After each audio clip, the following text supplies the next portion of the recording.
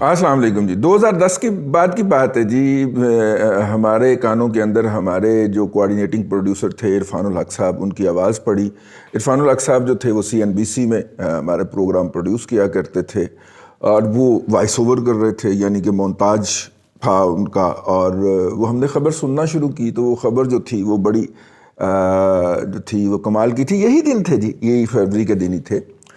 14 فروری کے اوپر جو ہے وہ انہوں نے ایک ولاگ، ایک رپورٹ بنائی تھی. 14 فروری کے اندر رپورٹ یہ تھی کہ 14 فروری کو ظاہر آپ کو پتہ ویلنٹائن ڈے ہوتا ہے، اور جو ہے وہ بعض بچے اور بچیاں جو ہیں وہ الٹی سیدھی حرکتیں بھی کرتے ہیں. وہ جو تھا تو 14 فروری کو کراچی کے کچھ ہوٹلز کے جو کیبنز ہوتے ہیں نا، جہاں پہ وہ پھر اندر بیٹھ جاتے ہیں اور پردہ آگے ہو جاتا ہے، ان کے اندر کیمرے لگے ہوئے تھے. اور ان کیمروں کی فوٹیج جو تھی وہ وہاں سے لیک ہو کے یوٹیوب پہ پہنچ چکی، یوٹیوب نہیں، وہ جو پورن ویب سائٹس ہیں ان پہ پہنچ چکی ہوئی تھی. اور ایک دو مطلب کہ خودکشیاں بھی اور یہ وہ بھی سارا کچھ سامنے آ چکا تھا. یہ پوری رپورٹ انہوں نے بیان کی. اور اس وقت انہوں نے ہمیں یہ بتایا، عرفان الحق صاحب نے، اب پتہ نہیں کس ٹی وی چینل میں ہوں گے، بڑے دنوں سے ان کے ساتھ رابطہ نہیں ہوا تو، لیکن یہ ہے کہ اس کے بعد انہوں نے بتایا کہ جناب ایک کمپنی ہے اور میڈیا ہاؤسز کے دفاتر بھی جو ہوتے ہیں وہ مطلب کہ ریچیبل جگہ کے اوپر رکھے جاتے ہیں، قابل رسائی جگہ کے اوپر، تاکہ لوگ اگر وہاں تک پہنچنا چاہیں تو آسانی کے ساتھ پہنچ جائیں. اب چندی گڑھ روڈ کے اوپر جان گروپ کا دفتر ہے، اگر آپ دیکھیں پاکستان کا سب سے بڑا میڈیا ہاؤس ہے. لاہور میں نوائے وقت کا دفتر آپ دیکھیں کہاں ہوا کرتا تھا، وہ جو مطلب اسمبلی کے بالکل سامنے ہے، پنجاب اسمبلی کے بالکل سامنے چیرنگ کراس کے بالکل ساتھ ہوتا تھا. اب تھوڑا سا چلا گیا ہے. یہی پریمائز ہوتا ہے جب بھی آپ جو ہیں وہ دفتر کا چوائس کرتے ہیں. یہ پہلا میڈیا ہاؤس تھا، پہلا تو خیر ایکسپریس تھا کہ انڈسٹریل ایریا میں لے گئے تھے. یہ دوسرا میڈیا ہاؤس تھا کہ جس کا بالکل الگ تھلگ دفتر تھا. اور خیر میڈیا ہاؤس تو بعد میں بنتا ہے، پہلے وہ سافٹ ویئر ڈیولپمنٹ کمپنی تھی، دنیا کی number 1 software development company, Axact جعلی ڈگری یا وہ والا. ایگزیکٹ سے ہمارا تعارف جو تھا. اب ایگزیکٹ نے وہ ویڈیوز جو تھیں وہ خرید کے وہاں پہ جو تھیں وہ بیچتی تھیں. اب عرفان، چونکہ میں ان کو ذاتی طور پہ جانتا ہوں، میرا کم از کم ان کے ساتھ 3.5-4 سال کا تعلق رہا ہے، تو عرفان اتنا بڑا چھکا جو ہے وہ کریز چھوڑ کے مار نہیں سکتا. ٹھیک ہے، ہاں اس کا یہ تو ڈیمانڈ ہوتی ہے، سر اس کو گرل کرے، اس کو گرل کرے، سر اس سے یہ سوال پوچھیں، اس کو ذرا رگڑا لگا، یہ تو ہوتی تھی اس کی ڈیمانڈ. لیکن وہ اتنا بڑا چھکا مار نہیں سکتا کریز چھوڑ کے. اس کا مطلب ہے اس کے پاس حقائق تھے، فوٹیج تھے، جو کہ ظاہر ہے اس رپورٹ کے اندر ڈسپلے بھی ہوئے. ظاہر وہ کمپرومائزڈ ویڈیو تو نہیں آئی ہوں گی نا، لیکن وہ آئیں. وہ میرا مطلب ہے کہ دوسرا تعارف تھا میرا ایگزیکٹ کے ساتھ. مجھے یاد ہے میں نے نیا کمپیوٹر لیا 96 کے اندر، تو اس وقت ای میل خیر میرے پاس 93-92 سے ہی تھا. لیکن ہم نے جب پہلا اپنا ڈیسک ٹاپ لیا پرائرٹی یہ تھی کہ 5 مرلے دا مکان لینا کہ ڈیسک ٹاپ لینا، اسی ڈیسک ٹاپ لے لے. وہ اس وقت بہت پرائسز تھیں اور پراپرٹی کی پرائس کافی کم تھی.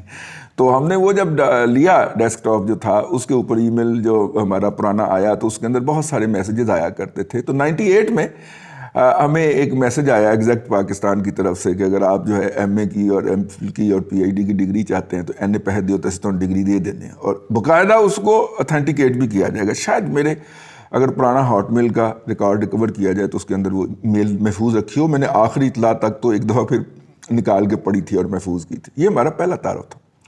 میں نے ایک دو دوستوں کو فون کیا، میں نے کہا یار یہ کیا ہے؟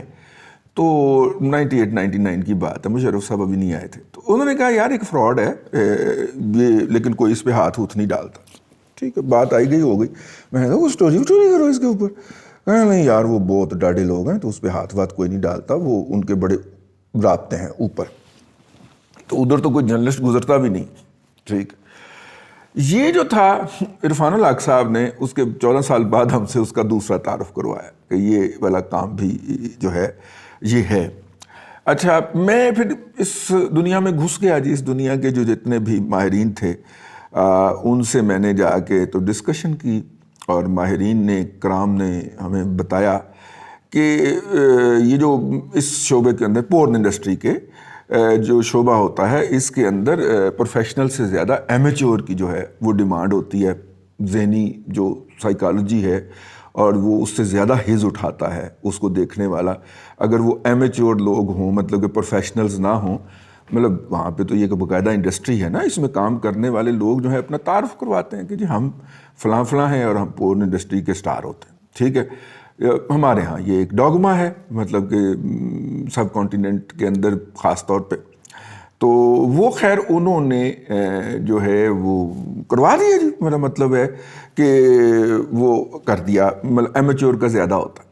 یہ بات مجھے کیوں یاد آئی؟ یہ بات مجھے اس لیے یاد آئی کہ آج کل FIA سائبر کرائم ونگ جو ہے وہ جس بری طرح سے سیاسی مقاصد کے لیے استعمال ہو رہا ہے, اس سے مجھے ایک شدید خدشہ پیدا ہوا ہے. اور اس کی وجہ بنیادی طور پہ یہ ہے کہ جب شہباز شریف نے پنجاب میں پولیس مقابلے کروائے اور جتنے بھی یہ نام نہاد اسٹوڈنٹ لیڈر ارشد امین چودھری جیسے قبضہ گروپ جو تھے یا عاطف چودھری جیسے, ان کو جعلی پولیس مقابلوں میں مروایا یا مخالفین سے مروایا, تو اس وقت وہ جو عابد باکسر اینڈ کمپنی تھے, اگر انہوں نے 2 مقابلے شہباز شریف کی فرمائش پہ کیے تو 10 مقابلے انہوں نے اپنے بھی کیے.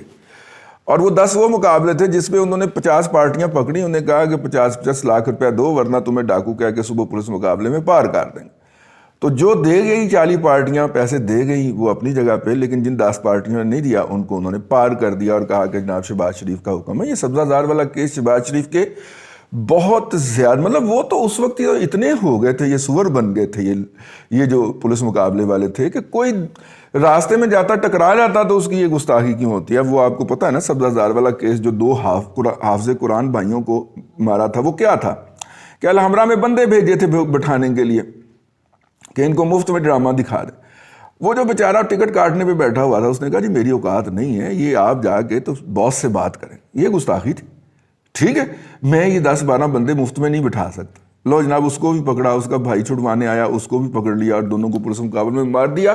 یہ کتنی کی بڑی گستاخی تھی ویسے بائی دا وے, میں آپ سے سوال کرتا ہوں. تو یہ چلن تھا جی, مطلب شہباز شریف صاحب کو جو رگڑا لگتا ہے ایویں نہیں لگتا. میرا مطلب بہت سارے بے گناہوں کی بددعائیں ہیں ان کو جو کہ وقتاً فوقتاً ان کا پیچھا کرتی رہتی ہیں. تو خیر FIA کا یہ جو سائبر کرائم ونگ ہے, اب سائبر کرائم ونگ فنکشن کس طرح کرتا ہے, ہم بھی اس کے وکٹم رہ چکے ہیں. اور جب ہم کیپٹیوٹی میں تھے تو وہاں پہ ان کے بہت سارے حکام نے ہمیں بہت ساری چیزیں, ہمارے اب ظاہر ٹائم گزارنا تھا اور ان کو بھی میرا مطلب تھا کہ میں کدھر داس نہ جاواں, تو وہ میرے ساتھ بیٹھ کے گپ شپ لگا رہے تھے, تو انہوں نے اس طرح کی بہت ساری باتیں ہمیں بتائیں. اب یہ ساری فوٹیج جو ہیں یہ اگر پورن انڈسٹری کی بات کی جائے تو یہ بہت زیادہ قیمتی فوٹیج, اور یہ ہوتی ہیں ان کی کسٹڈی کے اندر ایز اے ایویڈنس. ٹھیک ہے, ایک بچی ہے, اس نے کسی بھی حماقت میں آ کے اپنی کوئی تصویر کسی کے ساتھ شیئر کر لی. ٹھیک ہے, ظاہر 10 15 20 کھینچی ہوں گی تو ایک آدھ شیئر ہوگی نا, ٹھیک ہو گیا, تو 1-2 شیئر ہوں گی, اس نے وہ پبلک کر دی. اب وہ بچی جو ہے وہ سائبر کرائم ونگ والوں کے پاس جاتی ہے کہ بھجن یہ میرے ساتھ زیادتی ہو رہی ہے. ٹھیک ہے, پہلا جو ایونٹ ہے وہ پہلا جو ایکٹ ہے وہ یہ ہے کہ وہ اس سے موبائل لیتے ہیں کہ ہم یہ بات کی آپ کے موبائل کا فرینزک کرواتے ہیں کہ کیا واقعی آپ کے موبائل سے ادھر گئی ہیں. ٹھیک ہے, اب وہ تو 2 تو ادھر گئی تھی نا, تو جو 20 ادھر پڑی ہوئی.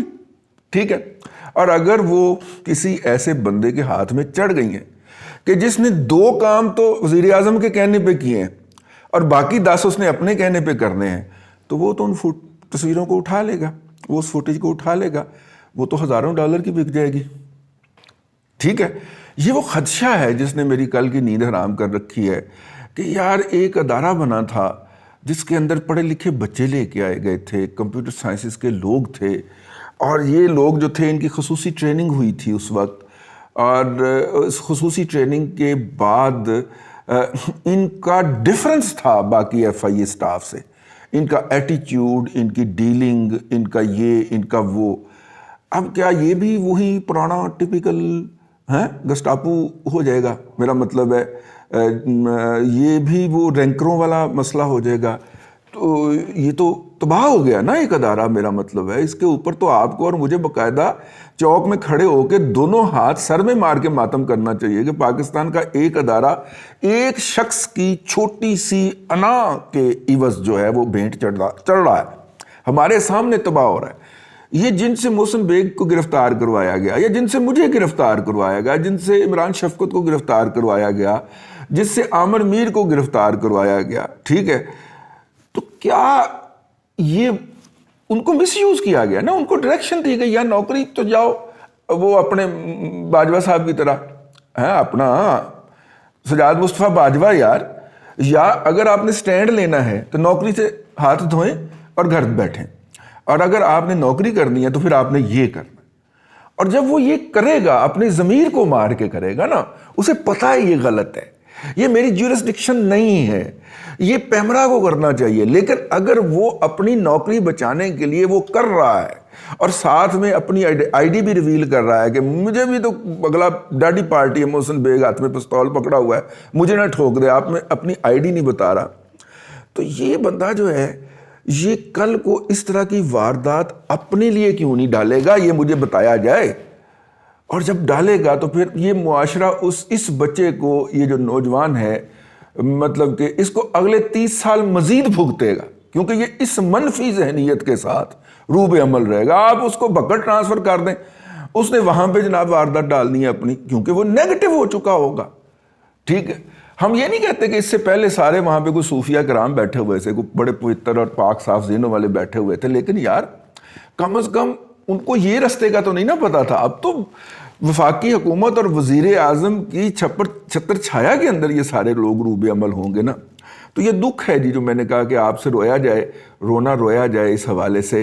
तो खैर जाते जाते आपसे एक ये भी तारुफ करवा दें, ये गुज़िश्ता दिनों में प्रेस क्लब गया तो वहाँ पे मैंने खड़े होके एक बात कही। मेरा जब विज़िट होने का वक्त होता है तो दिल करता है ना, तो कुछ चंगा मैंने कुछ मेरी कम इल्मी के ऊपर मेरी क्लास ले, तो मैं इनसे मिलता हूँ। तो मैंने उनको ऐसे ही कहा, मैं कि यार ये जो पनामा के अंदर जो कुछ हुआ है, इस पे अगर एक किताब लिखी जाए, मेरी तो हिम्मत नहीं है लिखने की, मैं तो अपना हिस्सा देख बैठा हूँ, ठीक है, तो वो बड़ी कमाल की किताब होगी। जो अंदर खाने साजिश हुई, किस तरह जनाब जाके एक शख्स जो था वो एक्सटेंशन ना मिलने की बुनियाद के ऊपर पनामा उठा के वहाँ से लाया, और पूरी तरह वो कहा वो साकब ने साहब साढ़े ऑन बोर्ड थे कि तुझी लैके आओ तो वेखो असी की कारने, इधरों उन्होंने वो मंगवा ली, ठीक है।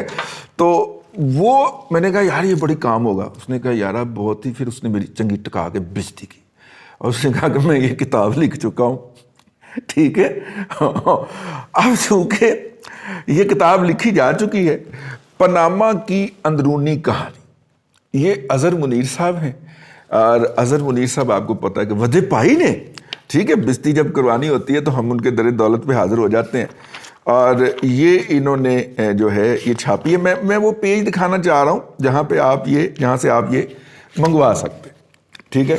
ये उनका है जी वो पेज जहाँ पे एड्रेस लिखा हुआ है, उनके पब्लिशिंग का मेनू नहीं पूछना रहा, मैं उतने डिस्प्ले कर देता है, यहाँ से हम मंगवा सकते हैं। अजहर मुनीर साहब की किताब बड़ी कमाल की किताब है। हर वो शख्स जिसे पनामा लीग की कहानी पढ़नी है वो इस किताब को पढ़े, बड़े प्रोफेशनल तरीके से।